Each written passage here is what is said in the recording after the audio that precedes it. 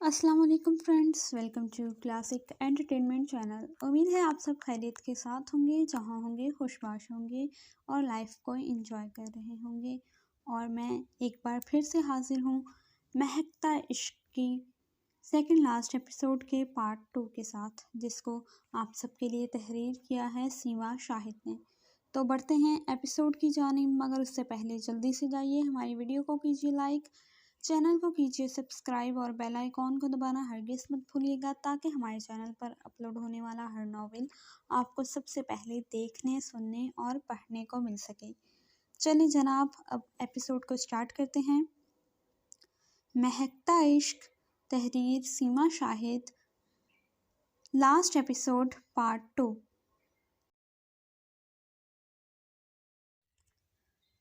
Sir sir, nurse उसकी drip उतारकर उसे दवा खिलाने के लिए आवाज़ दे रही थी। ज़रार ने आहिस्तगी से अपनी भारी होती आंखों को खोला। सर, ये जूस ले लीजिए, फिर आपको मॉर्निंग मेडिसिन देनी है। नर्स ने जल्दी से जूस का गिलास ट्रे से उठाकर उसकी सिमत बढ़ाया, जो इस वक्त इस माहौल से सख्त उकताया हुआ सा लग रहा था। डॉक्टर को बुलाएं, मैं अब यहाँ से जाना चाहता हूँ। वो संजीदगी से जूस का गिलास खाली करके नर्स को पकड़ाकर ट्रे में रखे रंग बिरंगे कैप्सूल उठा चुका था। उसे दवा खिलाकर नर्स उसे आराम की तलकीन करती हुई बाहर निकल गई थी। अभी तो सिर्फ 2 दिन ही उसने अस्पताल में गुजारे थे, पर उन 2 ही दिनों में वो बला का एक्टिव बंदा ठीक ठाक उकता चुका था। ज़रार आंखें बंद करके लेटा हुआ था जब सरहाने पर रखे उसके सेल फोन पर बेल होना शुरू हुई। उसने उकताहट से हाथ बढ़ाकर फ़ोन उठाया। अरहाम की कॉल थी। हेलो बिग ब्रो, अरहाम की आवाज़ उभरी। ज़रार ने हंकारा भरा। हम सब यहाँ खैरियत से पहुँच गए हैं। भाभी भी ठीक हैं। उन्हें मम्मी ने आप दोनों के रूम में ठहराया है। और भाई, मैंने सिक्योरिटी बढ़ा दी है, वो रिपोर्ट दे रहा था। ज़रार ने संजीदगी से सुनते हुए फिर से हंकारा भरा। भाई, आपकी तबीयत अब कैसी है? अरहाम ने सवाल किया। ठीक हूँ, वो उकताहट से भरपूर लहजे में बोला। बोर हो रहे हैं? अरहाम भी संजीदा हुआ। बोर नहीं, परेशान हो चुका हूँ। मुझसे यूं अस्पताल के बिस्तर पर मरीज बनकर नहीं लेटा जाता, वो बेजारी से बोला। भाई, बस कुछ दिनों की तो बात है, गुजार लें यार। फिर जब आप मुकम्मल रिकवर कर लेंगे तो धूमधाम से आपका वलीमा करेंगे कि पूरा स्कॉटलैंड याद रखेगा। अरहाम ने तसल्ली दी। वो कैसी है? एक गहरा सांस भरकर ज़रार ने मिनसा के बारे में सवाल किया। भाभी ठीक हैं, मैं आपको कुछ पिक्स अभी सेंड कर रहा हूँ, और जब तक आप हॉस्पिटल में हैं रोज़ 3-4 पिक्स भेज दिया करूँगा। वो बोलते बोलते रुका था। उम्मीद करता हूँ उन तस्वीर के सहारे आपका आज का दिन और आने वाले दिन अच्छे गुजरेंगे। अरहाम ने शरारत से कहते हुए खुदा हाफिज़ कहकर फ़ोन बंद कर दिया था। कुछ ही लम्हों में उसे व्हाट्सएप पर तस्वीरें मिलना शुरू हो गई थीं। वो सुकून से थोड़ा ऊंचा होकर तकिए से टेक लगाकर बैठ गया था। सामने मिनसा और उसकी माइयों की रस्म की तस्वीरें डाउनलोड हो रही थीं। वो बड़ी तवज्जो से उन तस्वीरों को देखने लगा। 3 तस्वीर के बाद वो चौंका। आंखों में तरावट सी उतरने लगी थी। सामने मिनसा का क्लोजअप था। पीले दुपट्टे के हाले में उसका चेहरा और भी पुरकशिश लग रहा था। घनेरी स्याह लंबी पलकें उसके हया से सुर्ख गालों पे साया फिगन थीं। सुर्ख लब, माथे पर चमकती हुई बिंदिया और नाक में एक नग का जगमगाता हुआ नोज़पिन। मिनसा का जगमगाता हुआ रूप स्वरूप ज़रार के दिल पर ज़रबें लगाने लगा था। एक गहरा सांस भरकर उसने अपने जज्बात को लगाम डाली, वरना दिल तो था कि अभी उड़कर उस दिलरुबा के पास उसके पहलू में पहुंच जाए। ये हुस्न अब उसके नाम हो चुका था। वो उसकी थी, उसकी महरम, उसकी इज्जत, उसकी मोहब्बत। मिनसा की तस्वीर को देखते हुए ज़रार को अपने अंदर एक सुकून सा उतरता महसूस हुआ था। सारी उकताहट, सारी चिड़चिड़ाहट कहीं दूर जा सोई थी। वो इस वक्त بڑی شدت سے اس کے مقابل آ کر اس کے دودھیا حنائی ہاتھوں کو تھام کر اس سے اپنی ساری فیلنگز شیئر کرنا چاہتا تھا، پر ابھی اسے صبر کرنا تھا۔ وہ آفریدی کو اس کے انجام تک پہنچا کر ہی اپنی نئی شادی شدہ زندگی کی بنیاد رکھنا چاہتا تھا۔ کافی دیر تک تصویریں دیکھنے کے بعد سیل فون اپنے سینے پہ رکھ کر وہ آنکھیں موند گیا تھا۔ آفریدی کو جب سے زرار کے بچ جانے کا پتہ چلا تھا تب سے وہ شدید غصے میں تھا۔ اس کا بس نہیں چل رہا تھا کہ ہاسپٹل پہنچ کر زرار کو قتل کر دے۔ وہ ایسا کر بھی جاتا کہ اثر و رسوخ تو اس کا بھی کچھ کم نہیں تھا، مگر لارڈ زرار ہمدانی کی پشت پناہی اسکاٹ لینڈ کے سفارتکار کی درخواست پر حکومت کر رہی تھی، اور اب اس کی تلاش میں جگہ جگہ چھاپے مارے جا رہے تھے۔ وہ رات گئے کوئٹہ کی طرف روانہ ہوا تھا، آدھا سفر ہی طے کیا تھا جب اچانک سے رینجرز کی جیپ نے اس کا راستہ روک لیا تھا، اور اب وہ اسے رکنے کا اشارہ کر رہے تھے، پر وہ گاڑی سے اتر کر تیزی سے جھکائی دیتا ہوا پہاڑی کی طرف بھاگا تھا۔ رک جاؤ ورنہ گولی چلا دیں گے۔ رینجرز کی گاڑی میں سے ایک سپاہی نے آواز لگائی پر وہ رکا نہیں، جس پر رینجرز کے ایک اہلکار نے اس کی ٹانگ کا نشانہ لے کر گولی چلا دی تھی۔ وہ دوڑتے دوڑتے اپنا توازن برقرار نہ رکھ سکا اور منہ کے بل گرا تھا۔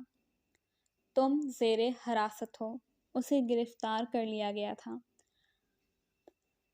آصف خانہ اور رضوی صاحب دونوں ہی پولیس کے ساتھ بھاگ دوڑ میں لگے ہوئے تھے۔ ابھی وہ تھانے سے ہو کر ہاسپٹل پہنچے ہی تھے کہ رضوی صاحب کے فون پہ آفریدی کی گرفتاری کی اطلاع آ گئی تھی۔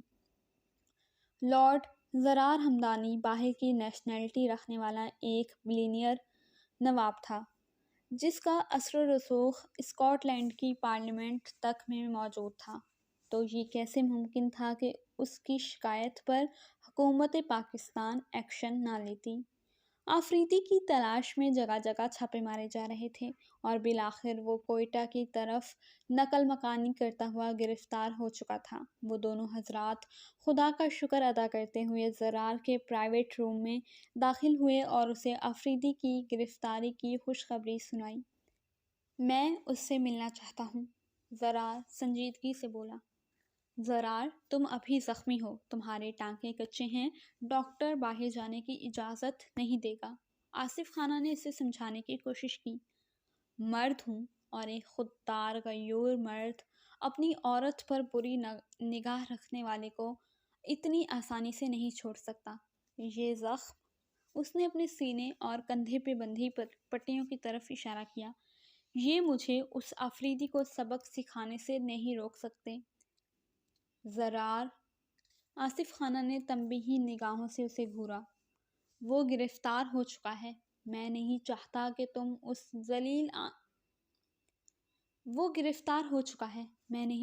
کہ تم اس ذلیل انسان کی وجہ سے قانون کو اپنے ہاتھ میں لو۔ آپ گاڑی نکلوائیں۔ وہ ہاتھ سے ڈرپ نکال کر ایک طرف ڈال کر کھڑا ہو گیا تھا۔ میری شرٹ؟ اس نے سوالیہ نگاہوں سے وہاں موجود اسٹاف نرس کو دیکھا، جو اسے یوں کھڑا ہوتا دیکھ کر بوکھلا گیا تھا۔ سر، وہ میری گاڑی میں ایکسٹرا شرٹ ہے، رکو میں لاتا ہوں۔ آصف خانہ نے اسے ٹوکا اور باہر نکل گئے۔ کچھ دیر بعد وہ ڈاکٹر سے نپٹ کر آصف خانہ اور رضوی صاحب کے ساتھ FIA کے آفس روانہ ہو چکا تھا۔ یہ نواحی علاقے میں FIA کی سادہ سی عمارت تھی، جہاں ایک کمرے میں آفریدی کو رکھا گیا تھا۔ آفیسرز کو اپنی شناخت کروا کر زرار اکیلا کمرے میں داخل ہوا تھا۔ نیم بے ہوش آفریدی زمین پر پڑا ہوا تھا، اس کی ٹانگ کو گولی چھوتی ہوئی گزری تھی، زخم سے خون رس رس کر اب سوکھ چکا تھا۔ اٹھو! زرار نے اسے جوتے سے ٹھوکر لگاتے ہوئے آواز دی تو اس نے کڑھاتے ہوئے آنکھیں کھولیں۔ کچھ لمحوں تک تو وہ کمرے اور اس کے در و دیوار کو بے خیالی سے دیکھتا رہا، پھر جیسے ہی اس کی نظر سامنے کھڑے زرار ہمدانی پر پڑی تو وہ تیزی سے ہوش میں آیا اور کڑھاتا ہوا کھڑا ہو گیا۔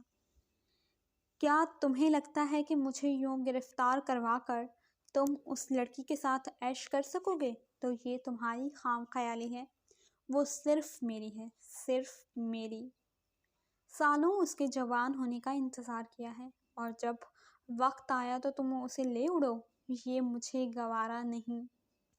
وہ کف اڑاتا ہوا بولا، کسی بھی لڑکی کو اس کی مرضی کے بغیر اپنانا یا اسے ہراس کرنے کی کوشش کرنا نامردوں کے کام ہے۔ زرار نے آگے بڑھ کر ایک زوردار مکہ اس کے چہرے پر مارا تو آفریدی نے گھوم کر اس پر حملہ کرنے کی کوشش کی۔ مسز زرار ہمدانی پر اپنی گندی نظریں ڈال کر تم نے اپنی موت کو دعوت دی ہے۔ اب میں تمہیں بتاؤں گا کہ میری عزت پر بری نظر ڈالنے والے کا کیا حشر ہوتا ہے۔ زرار نے اس کا جوابی وار اپنے بازوؤں سے روکتے ہوئے ایک اور مکہ اسے مارا تو وہ لڑکھڑا کر 2 قدم پیچھے ہوا۔ ویسے وہ کمینی غضب کا حسن و جمال رکھتی ہے جس کا نشہ کہ کبھی بھی نہ اترے۔ تم نے بھی تو اس کے ساتھ خوب مزے کیے ہوں گے۔ اب میری باری ہے۔ وہ بات کر رہا تھا جب قہر برساتا لارڈ زرار ہمدانی اس پر ٹوٹ پڑا تھا۔ شور شرابے کی آواز سن کر آفیسرز اور آصف خانہ رضوی صاحب بھاگتے ہوئے اندر کمرے میں داخل ہوئے تھے۔ بڑی مشکل سے لہو لہان آفریدی کو زرار کی گرفت سے چھڑایا گیا تھا۔ خود زرار کے ٹانکے ادھڑ گئے تھے اور اس کے زخموں سے خون رسنا شروع ہو گیا تھا۔ زرار، تم اس کے گندے خون سے اپنے ہاتھ خراب مت کرو، ہم اسے جرگے میں پیش کریں گے۔ یہ قاتل ہے باسط کا، مجرم ہے میری بیٹی کا، اسے سزا ضرور ملے گی۔ رضوی صاحب نے بڑی مشکل سے بھپرے ہوئے زرار کو قابو کیا تھا۔ آفریدی کے گرفتار ہونے کی خبر دونوں قبیلوں میں جنگل کی آگ کی طرح پھیلی تھی۔ اسے جرگے سے پہلے اسپیشل برانچ کے حوالے کر دیا گیا تھا جہاں سارے ثبوت، سارے گواہ تیار کر لیے جائیں۔ اسے چھڑانے کے لیے اس کے بھائی بھاوج سارے قبیلے والے زور لگا رہے تھے پر کوئی سنوائی نہ تھی۔ شندانہ بیگم آج رضوی صاحب کے سامنے آفریدی کو پولیس کسٹڈی سے چھڑانے کے لیے سفارش کرنے آئی تھیں۔ معذرت چاہتا ہوں پر میں تمہاری یہ خواہش پوری نہیں کر سکتا۔ رضوی صاحب نے سامنے بیٹھی شندانہ کو انکار کیا۔ آپ میرے بڑے بھائی ہیں، آپ ایسے کیسے مجھے اپنے در سے مایوس لوٹا سکتے ہیں؟ شندانہ کے تو انداز ہی بدلے ہوئے تھے۔ کہاں انہوں نے اپنی بھتیجی کا جینا مشکل کیا ہوا تھا، اسے ساری برادری میں منحوس مشہور کر دیا تھا کہ وہ اسے باسط کے قتل کا ذمہ دار سمجھتی تھیں۔ اسی لیے اس کی زندگی کو جہنم بنانے کے لیے آفریدی کو انہوں نے منسا سے شادی کے لیے اکسایا تھا، پر انہیں نہیں پتا تھا کہ آفریدی تو پہلے ہی برسوں سے منسا پر اپنی نظریں گاڑے بیٹھا تھا۔ شندانہ، رضوی صاحب نے بے چارگی سے انہیں دیکھا جنہیں انہوں نے ہمیشہ چھوٹی بہن سمجھ کر پیار دیا تھا۔ وہ تو کبھی سگے سوتیلے رشتے کے چکر میں نہیں پڑے تھے، مگر شندانہ نے رشتوں میں سوتیلے پن کا زہر گھول کر رکھ دیا تھا۔ شندانہ، مورے جو کافی دیر سے خاموش بیٹھیں اپنی بیٹی کو بولتے ہوئے سن رہی تھیں، بول اٹھیں۔ اس گھر کے داماد پر قاتلانہ حملہ کرنے والے کو اگر چھوڑ بھی دوں تو اپنے نواسے کو قتل کرنے والے کو کیسے معاف کروں؟ بولو، جواب دو۔ ان کی سرد آواز اور بات سن کر شندانہ کو شدید قسم کا شوق لگا تھا۔ یہ آپ کیا کہہ رہی ہیں؟ اتنا بڑا الزام؟ مورے؟ شندانہ کے حلق سے بمشکل آواز نکلی تھی۔ مورے ٹھیک کہہ رہی ہیں۔ باسط کو آفریدی نے ہی قتل کیا تھا، وہ اس بات کا اعتراف زرار اور میرے سامنے کر چکا ہے۔ منسا اس قتل کی چشمدید گواہ ہے۔ رضوی صاحب آہستگی سے انہیں ساری تفصیل بتاتے چلے جا رہے تھے۔ ان کی بات سنتے ہوئے شندانہ کی آنکھوں سے آنسو بہتے چلے جا رہے تھے۔ یہ وہ کیا کر بیٹھی تھیں؟ اپنے ہی لختے جگر کے قاتل کو دودھ پلاتی رہیں۔ انتقام کی آگ میں اتنی اندھی ہو گئیں کہ یہ بھی نہ سوچا کہ منسا ان کے بیٹے کی محبت تھی۔ وہ شاکڈ سی بیٹھی تھیں۔ یہ انکشاف ان کو اندر سے ہلا گیا تھا۔ تم ہماری بہن ہو شندانہ، اور باسط ہمارا بیٹا تھا۔ اس کے قاتل کو یوں آزادی سے نہیں چھوڑا جا سکتا۔ ابھی تو وہ پولیس کسٹڈی میں ہے، لیکن جلد ہم جرگہ بلانے والے ہیں۔ رضوی صاحب نے کہا تو وہ چند پل خاموشی سے انہیں دیکھتی رہیں، پھر اس بات میں سر ہلاتی ہوئی تھکے ہارے قدموں سے باہر واپسی کے لیے نکل گئیں۔ اسکاٹ لینڈ آئے ہوئے ان لوگوں کو 1 ہفتہ ہونے والا تھا۔ ارحم، احراز، فرینہ تینوں اپنے اپنے ہاسٹل جا چکے تھے۔ وہ پورا دن اس بڑے سے محل نما مینشن میں اکیلی ادھر سے ادھر پھر کر زرار کی لائبریری میں کتابیں الٹ پلٹ کر وقت گزار رہی تھی۔ جب سے وہ واپس آئی تھی اس پر ایک عجیب سی کیفیت طاری تھی۔ اسے زرار یاد آ رہا تھا، اس کی مہک، اس کی باتیں، اس کا گمبھیر لہجہ۔ وہ اسے مس کر رہی تھی، اس کی طبیعت جاننے کے لیے بے قرار تھی، اسے ایک نظر دیکھنا چاہتی تھی، پر اس نے ابھی تک منسا سے کوئی رابطہ نہیں کیا تھا۔ عاتقہ اسے اپنے حساب سے ٹھیک ٹھاک ٹائم دینے کی کوشش کر رہی تھی، ان سے ہی اسے زرار کی خیریت پتہ چلتی رہتی تھی۔ شام کا وقت تھا، وہ روز کی طرح آج بھی موبائل فون ہاتھ میں لیے خاموشی سے صوفے پر بیٹھی ہوئی تھی۔ اسے زرار کی کال کا انتظار تھا۔ جب سے وہ اسکاٹ لینڈ آئی تھی، اس گزرے ہفتے میں ایک بار بھی زرار نے اسے فون نہیں کیا تھا، اور خود سے اسے فون کرنے میں اس کی حیا آڑے آ رہی تھی۔ بہت دیر سوچ بچار کے بعد اس نے ہمت کر کے زرار سے بات کرنے کا ارادہ کر کے کپ کپاتے ہوئے ہاتھوں سے اپنا فون کھول کے زرار کا نمبر ملایا۔ بیل جا رہی تھی، کچھ بیلز کے بعد فون میسج پر چلا گیا تھا۔ وہ فون بند کر کے زرار کی کال بیک کرنے کا انتظار کرنے لگی، شاید وہ بزی ہو اور اس کی مسڈ کال دیکھ کر کال بیک کرے۔ گھڑی کی سوئیاں ٹک ٹک کرتی آگے بڑھ رہی تھیں۔ دیکھتے ہی دیکھتے 20 منٹ گزر چکے تھے، پر زرار نے کال بیک نہیں کی تھی۔ کیا پتا انہیں میری مسڈ کال کا نوٹیفیکیشن ہی نہ ملا ہو، منسا نے خود کو تسلی دی۔ پھر کچھ دیر اور ٹھہر کر دوبارہ کال ملائی، پر اس بار تیسری ہی بیل پر اس کا فون کاٹ دیا گیا تھا۔ وہ شاکڈ سی ہاتھ میں پکڑے فون کو دیکھے چلی جا رہی تھی۔ کیا وہ اسے اگنور کر رہا تھا، بات نہیں کرنا چاہتا تھا؟ وہ اس کی وجہ سے زخمی ہوا تھا، موت کی سرحدوں کو چھو کر آیا تھا۔ شاید وہ اپنی تکلیف کا سبب اسے سمجھتا ہو، شاید نہیں، یقیناً وہ اس سے شادی کر کے پچھتا رہا تھا، ورنہ ایک بار تو کال پر بات ضرور ہوتی۔ منسا کی آنکھوں میں نمی اترنے لگی تھی۔ وہ خاموشی سے اٹھی اور اوپر اپنے کمرے میں چلی آئی۔ مجھے آپ سے کوئی بات نہیں کرنی، میں خفا ہوں آپ سے، کمرے میں آ کر بستر پر بیٹھتے ہوئے سائیڈ پر رکھی زرار کی تصویر اٹھا کر وہ نم روٹھے لہجے میں بڑبڑائی تھی۔ جی تو ریڈرز، کیسا لگا آپ کو مہکتا عشق کا یہ پارٹ، اور آپ کو کیا لگتا ہے کہ زرار اب کیا کرنے والا ہے منسا کے ساتھ، اور کیا منسا زرار کو منا لے گی؟ یہ سب جاننے کے لیے آپ کو پڑھنا پڑے گی نیکسٹ ایپیسوڈ، جو کہ آپ کو ملے گی 20K ویوز کے بعد۔ تو جلدی سے جو ہے اس ایپیسوڈ پہ اچھا سا رسپانس دیجیے، 20K ویوز پورے کیجیے، تاکہ میں نیکسٹ ایپیسوڈ آپ کے لیے جلدی سے لے کر حاضر ہو جاؤں۔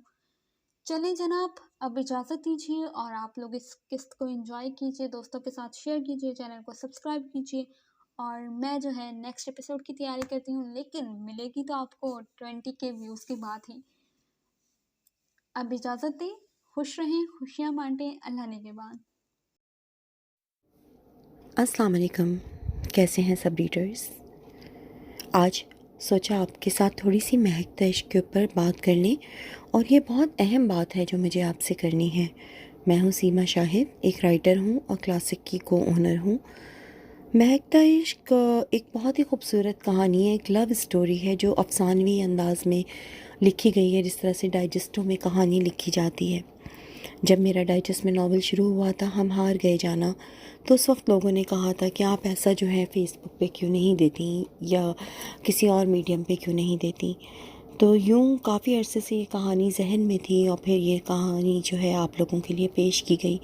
میں لمبے ناول نہیں لکھتی، آپ لوگ جانتے ہیں، زیادہ سے زیادہ 20، بہت زیادہ ہوا تو 25 قسط۔ یہ ناول 45 اقساط سے اوپر جا چکا ہے اور اس کی آخری قسط اتنی لمبی ہے کہ آپ یوں سمجھ لیجئے کہ 7-8 قسطوں کو ملائیں گے تو ایک آخری قسط بنتی ہے، اتنی لمبی ہے اس کی آخری قسط۔ لیکن میں تھوڑا پریشان ہوں، میرا دل نہیں ہے کہ میں اس کو دوں۔ میں نے روک دیا اس کو۔ میں نے اس کو کیوں روکا ہے؟ دیکھیں، ایک ہوتی ہے مینٹل پریشانی کہ انسان کے اوپر مینٹل پریشر پڑتا ہے۔ آپ سب کے لیے سوچتے ہیں، ہم ای بکس لے کے آئے، رائٹرز کا سوچا، ایڈیٹرز کا سوچا، اور اس کا بینیفٹ رائٹرز ایڈیٹر صرف کلاسک کو نہیں ہوا، سارے رائٹرز ایڈیٹرز کو ہوا، جتنے بھی آن لائن ہیں سب کو فائدہ ہوا۔ سب نے اپنی بیس پہ کام شروع کیا جو کلاسک چاہتا تھا۔ پھر ہم ڈیجیٹل لائبریری لے کے آئے کہ آپ ماہانہ سبسکرپشن دے کے وہاں پہ کام کر لیا، وہاں پہ جو ہے پڑھیں آپ، جس طرح سے دوسرے ممالک میں ہوتا ہے۔ وہاں پہ بھی شکایت تھی، ہم ای بک افورڈ نہیں کر سکتے، ہم لائبریری افورڈ نہیں کر سکتے۔ تو ایسا کون سا میڈیم ہو جو کم سے کم صرف آپ ایک وائی فائی تو یوز کر سکتے ہیں نا کہ وہاں پہ آپ پڑھ لیں۔ تو ہم یہ چینل کا آئیڈیا لے کے آئے، لیکن مجھے انتہائی افسوس ہے، انتہائی دکھ ہے، میں ذہنی طور پہ بہت دکھی ہوں اس بات کو دیکھ کر کہ، اور یہ میں نے پاکستانی، معاف کیجیے گا لیکن سوشل میڈیا سے سیکھا کہ یہاں پہ لوگوں کے دلوں میں نا گندگی بھری ہوئی، غلاظت بھری ہوئی ہے۔ معذرت میرے الفاظ کے لیے۔ یہاں پہ لوگ آپ کو سراہتے کم ہیں، آپ کے اچھے کام کو سراہتے کم ہیں، اور آپ کو نقصان پہنچانے کی کوششیں بہت زیادہ کرتے ہیں۔ ای بکس کا آؤٹ کرنا، پھر یہ کہنا کہ جی ہم تو ریڈرز کو دے رہے ہیں، ہم تو نیک کام کر رہے ہیں، اور بھی بہت کچھ بہت کچھ۔ تو آہستہ آہستہ میں نے اپنی شفٹنگ شروع کی اور میں بہت ریلیکس ہوں، میں امیزون پہ بہت خوش ہوں، میں کنڈل پہ بہت خوش ہوں، بہت سکون سے کام ہوتا ہے، کوئی تنگ نہیں کرتا، کوئی گورا تنگ نہیں کرتا۔ فری سیمپلنگ اگر کسی کو دو تو وہ فری سیمپلنگ کے اوپر پھر اس کو پرچیزنگ بھی کرتا ہے۔ ایک آپ لگتا ہے کہ آپ کچھ لوگوں میں کام کر رہے ہیں، آپ کوئی پروفیشنل کام کر رہے ہیں۔ تو یوں اب میرا دل ہی نہیں کر رہا کہ میں اردو لکھوں، یا میں مہکتا عشق مکمل کروں، یا میں آپ لوگوں کے لیے ہم ہار گئے جانا کو یہاں پہ دوں۔ کیا فائدہ ہے دینے کا نا؟ آپ مجھے ایک بینیفٹ بتا دیں، ذہنی اذیت، بدتمیزیاں سہنا، ان پڑھ جاہل گوار لوگوں کی باتیں سننا۔ میں نے یہ بڑے ہارش ورڈز یوز کیے ہیں، معذرت چاہتی ہوں، ان پڑھ جاہل گوار۔ کیوں؟ کیونکہ میرے نزدیک ہر وہ انسان ان پڑھ ہے، ہر وہ انسان جاہل ہے، ہر وہ انسان گوار ہے، چاہے وہ کتنا ہی ہائی ڈگریز لیے ہوئے کیوں نہ ہو، جس کے اندر اخلاقیات نہ ہو، جس کے اندر یہ احساس نہ ہو کہ دوسرے کی محنت اس کے لیے کتنی اہم ہوتی ہے۔ تو اب کیا کروں میں؟ مجھے یوٹیوب ٹیم پریشرائز کر رہی ہے کہ جی ریڈرز پریشان ہیں، ان کے لیے مہکتا عشق کسی طرح مکمل کر دیں۔ آپ مجھے بتائیں مجھے کیا فائدہ ہوگا مکمل کرنے کا؟ آپ لوگ پڑھیں گے، پڑھنے کے بعد کیا ہوگا؟ مختلف جگہوں پہ اسکرین شاٹ لے لینا، یہ کر لینا، وہ کر لینا۔ میرے ہی کام سے جو ہے اور کلاسک کے ہی کام سے کچھ لوگوں کی روٹیاں چل رہی ہیں۔ معاف کیجیے گا یہ بھی ایک ہارش ورڈ ہے، لیکن یہ ہو رہا ہے کہ لوگ آپ لوگوں کو فری میں نہیں دیتے، آن لائن ریڈنگ پہ بلاتے ہیں۔ کیوں؟ ان کی ویب سائٹ پہ ان کی ارننگ ہوتی ہے۔ تو بہرحال آن لائن ریڈنگ پہ دے دیا جاتا ہے، اور وہاں پہ آپ لوگ جاتے ہیں ہمارے کام کو اسکرین شاٹس لے کے، آپ لوگوں کو لگتا ہے فری میں پڑھ رہے ہیں۔ آپ گوگل ڈرائیو کی اپنی ایکسیس دیتے ہیں، آپ لوگوں کو اپنی سیفٹی اور سیکیورٹی کا خیال نہیں ہوتا، اور گوگل ڈرائیو ایکسیس دے کے آن لائن ریڈنگ پہ بھی تو آپ کا انٹرنیٹ اور ڈیٹا جا رہا ہے نا، لیکن جو ہے آپ وہاں جا کے اپنی سیفٹی اور سیکیورٹی کو خطرے میں ڈالتے ہیں، اور وہاں پہ اس بندے کے یا جو بھی اس طرح کے کام کر رہے ہیں آپ ان کو آپ پیسے کما رہے ہیں، وہ ہمارے کاموں سے حرام کی کھا رہا ہے، پیسے کما رہا ہے، خود تو جہنم میں جائے گا ہی جائے گا، لیکن جو چور کا، جو غلط کام کا ساتھ دیتا ہے اس کا کیا حشر ہوگا؟ کبھی نام کے مسلمان ہیں ہم سب، یا ہمیں یہ پتہ نہیں ہے؟ کبھی سوچئے گا اس کے اوپر۔ آپ لوگوں کی خاطر یوٹیوب چینل سٹارٹ کیا کہ چلو صرف آپ کا انٹرنیٹ جائے گا، آپ کو خرچ نہیں کرنا پڑے گا، آپ پڑھ لیں گے۔ کیا کریں اس سے زیادہ آپ کی خاطر؟ ڈیلوژنل لو دے دیا ہم لوگوں نے، ہم سمرین شاہ ہیں، میں ہوں، آہستہ آہستہ پوری ٹیم کنورٹ ہو رہی ہے کہ ٹھیک ہے بھائی، ہم اپنے آپ کو وہاں لے کے جائیں جہاں رسپیکٹ بھی ہو، عزت بھی ہو، اور رسپیکٹ سے پڑھنے والے بھی ہوں. تو اب آپ کے اوپر ہے. اگر آپ چاہتے ہیں کہ میں مہک دشت کمپلیٹ کروں تو تھوڑا سا تو خدا کے لیے اپنے ایک لمحے کو دل کو ٹٹونے کہ کیا یہ سب درست ہو رہا ہے. کیا ایسا ہونا چاہیے کسی بھی رائٹر کے ساتھ؟ صرف میری ہی بات نہیں ہے، کسی بھی رائٹر کے ساتھ، چاہے وہ کلاسک کی ہوں چاہے وہ کلاسک کی نہ ہو، کسی کے ساتھ بھی کیا ایسا ہونا چاہیے؟ نہیں نا. کیا آپ خدا نہ کرے کوئی آپ کے ساتھ اس طرح کرے، آپ کو کیسا لگے گا؟ ایک لمحے کو تو سوچئے. تو بہرحال یہ ایک قسط، آخری قسط کا ایک چھوٹا سا پارٹ میں آپ کے لیے دے رہی ہوں رمشا خان اور سمرین شاہ کی بہت زیادہ فرمائش پر. اس کو دیکھیے، اگر آپ کو اچھا لگتا ہے تو کم سے کم بھی میرے خیال سے کہ جتنی میری پوسٹ ریچ تو خیر میری 60-70 کے کی ہوتی ہے، لیکن اس کے 15 سے 20 ہزار ویوز ہوں گے، اتنے ہی لائکس اور کمنٹس ہوں گے، تو اس کے بعد میں سوچوں گی کہ مجھے آخری قسط دینی ہے یا نہیں دینی. کیا آپ لوگ واقعی مجھے سپورٹ کر رہے ہیں یا نہیں کر رہے؟ فیس بک پہ پوسٹ لگائیے. اگر آپ ایڈیٹر ہیں، ویڈیو بنانے کا شوق رکھتے ہیں، ٹک ٹاک کا، تو رمشا خان سے کانٹیکٹ کیجئے، مہک دشت کے سینس لیجئے، اس کو پروموٹ کیجئے، اور جو ہے میری اس ویڈیو کے اوپر مجھے سپورٹ دیجئے، تاکہ میرا بھی تو موڈ بنے نا. میں نے کتنے ناول دیے ہیں، میں اگر خود بھی سوچوں، اور میں نے سارے ریٹن دیے ہیں، سارے ریٹن، آن لائن ریڈنگ بھی نہیں دی، سارے ریٹن دیے. تم ہی تم نیکسٹ ڈیسٹینیشن، گل، قوت پرواز، عقاب، جذبہ جنون، اور محبت خواب سرابسی، سانسوں کی مالا پہ. مجھے خود نام یاد نہیں ہے. میں نے اتنا کام کیا ہے. اتنا کام کرنا، اتنا لکھنا آسان نہیں ہوتا اتنے کم ٹائم پیریڈ میں، مگر میں نے کیا ہے. اس کس لیے کیا؟ آپ ریڈرز کے لیے کیا نا. اگر آپ میری ای بکس کاؤنٹ کرنا چاہیں تو ای بکس میری کتنی ہے؟ صرف 2. صرف 2. اس پہ یہ سب افسوس ہوتا ہے، مجھے بہت افسوس ہوتا ہے. اب سب کھیل آپ لوگوں کے ہاتھ میں ہے کہ اگر آپ چاہتے ہیں کہ میرا مائنڈ دوبارہ اردو رائٹنگ کی طرف آئے، میں بلیک ورلڈ کو مکمل کروں، میں مہک دشت آپ لوگوں کو مکمل دوں، میں ہم ہار گئے جانا آپ لوگوں کو دوں، اور اس کے علاوہ ایک اور بہت خوبصورت ناول آدھے سے زیادہ میرا لکھا پڑا ہے، جو بہت ہی اگلے لیول کا ہے، جو میں نے رمشا خان کی فرمائش پہ لکھا ہے، وہ آپ لوگوں کو دوں. کیونکہ میں نے سب بنڈل اپ کر کے اب انگلش میں لکھنا شروع کر دیا ہے. میرے پروجیکٹس وہاں آ رہے ہیں، اور الحمدللہ 3000 سے زائد ویوز ہو چکے ہیں وہاں پہ کنڈل پہ ابھی تک میری کتابوں کے. اور سمرین شاہ کے بھی وہاں پہ اب پروجیکٹس آ رہے ہیں. وہاں پہ سائرہ ناز کا پروجیکٹ آپ کو دکھنے والا ہے، فریال خان کا پروجیکٹ. تو ہماری تو ٹرانزیشن ہو رہی ہے. اب آپ کے اوپر ہے. میں نے اس وقت یہ سارا مقدمہ آپ کے سامنے پیش کر دیا ہے. میں نے آپ کو بتا دیا کہ میرا موڈ بنوائے ہیں آپ لوگ. مجھے اس ویڈیوز پہ میکسیمم 20,000 ویوز چاہیے، اتنے ہی لائک چاہیے، اور اتنے ہی کمنٹ چاہیے. اور مہک دشت کی، اگر آپ چاہتے ہیں کہ میں مہک دشت کو مکمل کروں، کس طرح لانے، کیسے کرنا، یہ آپ کے اوپر ہے. میں نے آپ سے کہا نا، پوسٹیں لگائیں، مختلف گروپس میں پوسٹ لگائیں. جب چوری کے لیے، لنکس مانگنے کے لیے آپ لوگ مختلف گروپس میں جا سکتے ہیں، تو ایک رائٹر کو سپورٹ کرنے کے لیے بھی جا سکتے ہیں. چلیں، انتظار رہے گا کہ آپ لوگ کس طرح سے مجھے سپورٹ کرتے ہیں. اللہ حافظ.